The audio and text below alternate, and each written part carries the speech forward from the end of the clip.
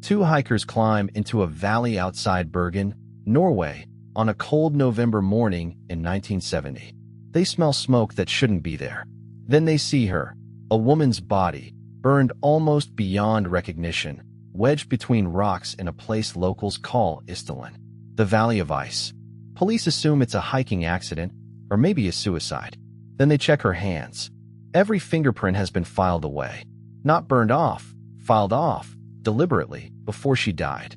The labels are cut from every piece of her clothing. There's no wallet, no ID, no name. Someone had spent months making sure that if this woman ever turned up dead, no one would ever know who she was. They almost succeeded.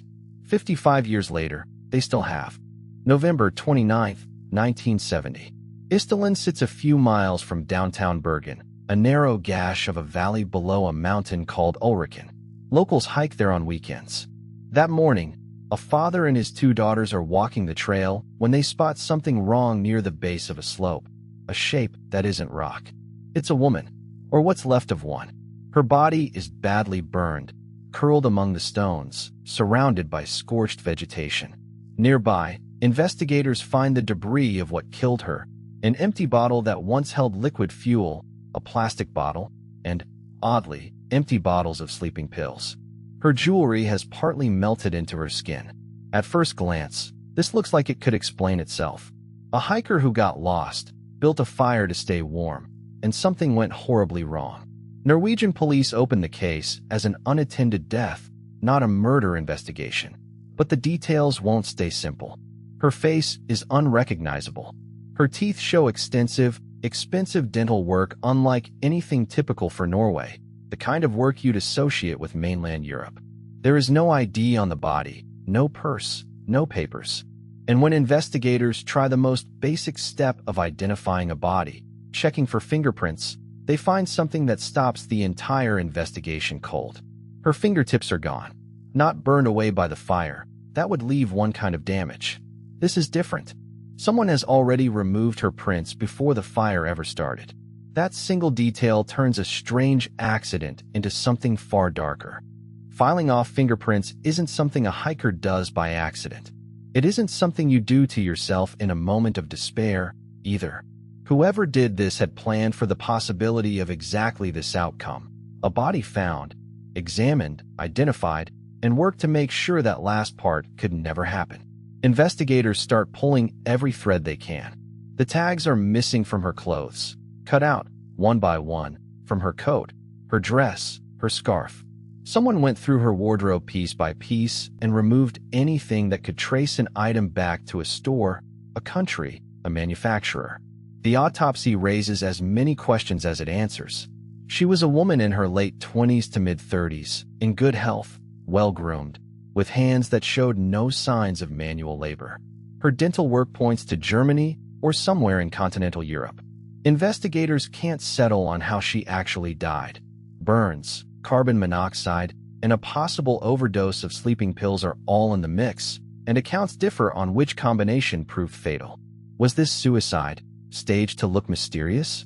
Was it murder, staged to look like suicide? Police in Bergen genuinely don't know. What they do know is that whoever this woman was, she had already taken extraordinary steps to become unidentifiable, and that raises an uncomfortable question. If she filed her own fingerprints off, why? And if someone did it to her, what did she know that made her worth silencing this completely? The answer, it turns out, is sitting in a train station locker across the city, waiting to be found. Police eventually traced the woman to a hotel in Bergen, then backward through a trail of other hotels she'd stayed in across Norway in the weeks before her death. And at the Bergen train station, they find 2 suitcases she'd checked into storage. Inside, they find a woman built for disappearing. Wigs, sunglasses in different styles, a collection of clothing suited to entirely different climates and situations, as if she'd packed to become several different people. There's cash in several different foreign currencies. There are cosmetics for changing her appearance. And there are documents, under names that don't match each other, with birth dates that don't match each other either. Hotel registers around the country tell the same story. In city after city, she'd checked in under a rotating cast of aliases. The name Fenella Lork comes up more than once. giving different nationalities, different occupations, different birthplaces almost every time she signed a guest book. Staff who remembered her describe a woman fluent in several languages, capable of switching between them convincingly, polite, guarded, and careful never to let anyone get too close. This isn't the profile of a runaway or a woman hiding from a bad marriage. This is tradecraft, the kind of preparation you'd expect from someone trained to operate under false identities for a living, which is exactly the conclusion Norwegian investigators start to quietly entertain. Was this woman a spy? Buried in one of those suitcases is one more item that might have answered that question outright. A small notebook, filled page after page with her own handwriting. Police open it expecting names, contacts, maybe a confession. Instead, they find something they can't read at all. The notebook is written entirely in a private code, rows of numbers and letters that don't match any standard cipher police can identify. It isn't gibberish. There's clearly a system to it, a logic she used consistently across dozens of pages. It reads like a personal shorthand for tracking cities, dates, maybe expenses or contacts, compressed into a form only she could unlock. Norwegian police send the notebook out for cryptographic analysis. Even with expert eyes on it, the code holds. Decades later, amateur codebreakers and true crime researchers online will pick over photographs of those pages, publish their own theories, claim partial breakthroughs. None of it has produced anything police consider a confirmed solution. The notebook remains, to this day, unread. Think about what that means. A woman is found dead, her identity erased through fingerprints and clothing labels and cover stories. And the one document that might explain who she really was, her own private record, in her own private language, was built specifically so that even the people who found it couldn't understand it. Whoever she was, she didn't just want to move through Europe unnoticed. She wanted a version of herself that existed nowhere else. Not in any passport office, not in any hotel guest book, not even in her own notebook, unless you already knew how to read it. Norwegian police had a body, a code, and a growing list of suspicions. What they didn't have was a name. As detectives dig into her final weeks, a pattern emerges that only deepens the mystery. Witnesses recall seeing her in the company of well-dressed men near a hotel in Bergen shortly before her death. Men no one has ever identified. Some accounts describe her behaving as though she believed she was being followed. She reportedly asked hotel staff about train timetables and travel routes more than once, the kind of behavior investigators later read as someone trying to stay one step ahead of somebody. Norway in 1970 sits inside a very particular Cold War geography. Bergen is a coastal city with a naval base nearby, and NATO exercises are known to have been happening in the region around the time of her death. That context is part of why the spy theory took hold so quickly among investigators and the public alike.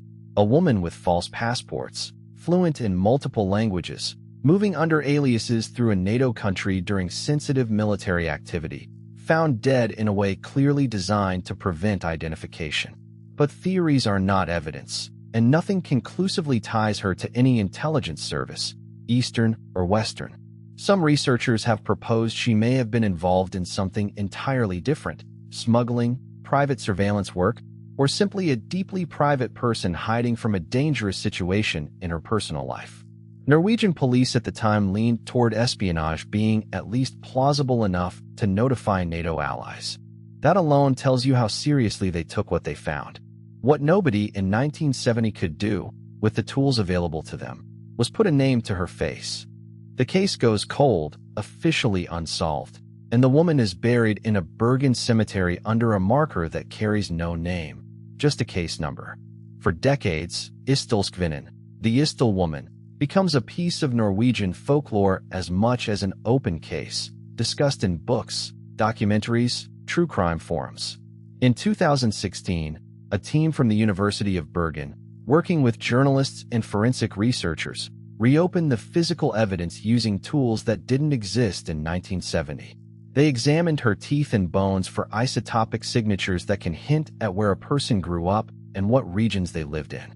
The results suggested she may have spent her childhood somewhere near the border of Germany and France, possibly with time in other parts of Europe later. But even this newer science offers a likely region, not a name. The fingerprints are still gone. The passports were still fake. The notebook is still locked in whatever code she invented to keep it that way. Every technique modern investigators have tried has narrowed the range of who she might have been without ever closing the gap entirely. She remains, formally, unidentified. A woman who was fluent enough in disguise to disappear completely from the historical record, even in death, even under a microscope, even 55 years later. Someone built her a life with no fixed name. In the end, she never got one back. The Isdal Woman's case endures because it refuses the one thing every unsolved mystery eventually gives you: a name to hang the questions on. Cold War paranoia, personal tragedy, or something in between. Without her identity, no theory can ever be fully tested. She remains a case number in a Bergen cemetery, and a code nobody has broken. If cases like this fascinate you, subscribe for more deep dives into history's unsolved mysteries.